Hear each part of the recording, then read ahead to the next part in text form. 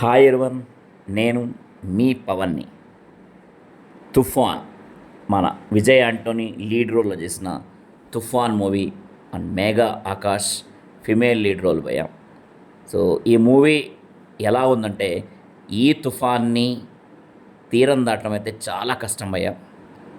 నాకైతే జనరల్గా విజయ్ ఆంటోనీ అంటే మాకే కాదు, మన తెలుగు ఆడియన్స్కి ఒక కొంచెం నమ్మకం అయితే ఉంది భయ్య.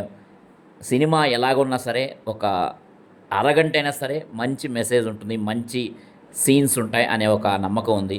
కానీ ఆ నమ్మకాన్ని అయితే విజయ్ ఆంటోనీ వమ్ము చేసాడని చెప్పాలి. సినిమా అస్సలు బాగాలేదు భయ్య, పరమ బోరుగా ఉంది. అసలు స్టోరీ లేదు, స్క్రీన్ ప్లే లేదు, క్యారెక్టర్స్ ఉన్నా కానీ ఆ క్యారెక్టర్స్లో సింక్ లేదు.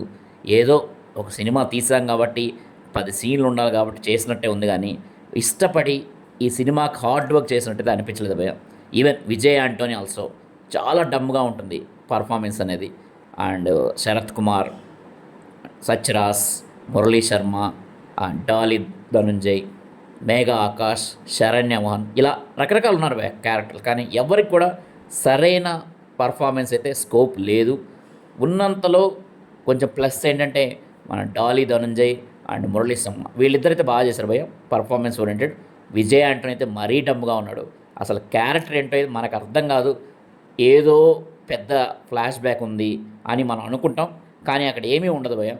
అనవసరంగా ఫస్ట్ నుంచి బిల్డప్ ఇచ్చి మనల్ని అనవసరంగా ఆగం చేసినట్టు అయింది భయం.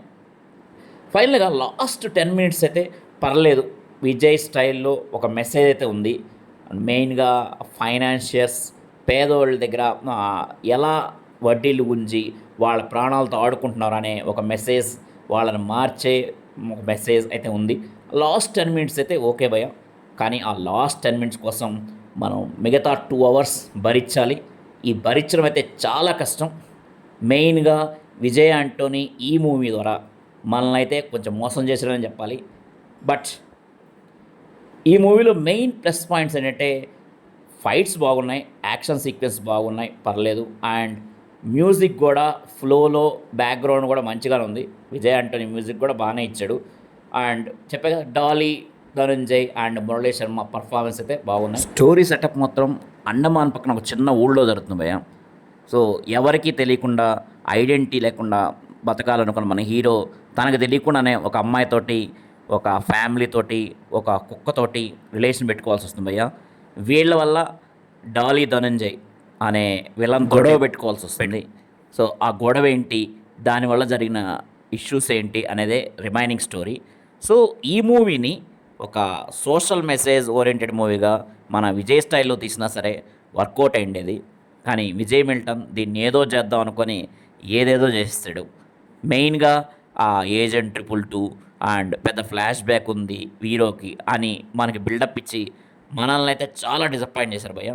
సో ఈ మూవీ నా ప్రకారం నేను ఇచ్చే రేటింగ్ అయితే 1.5/5. ఈ మూవీ ఓటీటీ రిలీజ్ కోసం వెయిట్ చేయండి. అది కూడా ఇబ్బంది అనుకుంటే జస్ట్ స్కిప్ చేసేయండి, నో ప్రాబ్లం, ఎటువంటి ఇబ్బంది లేదు. So this is brief review about Toofan movie and this is Pawan and signing off. Thank you, bye.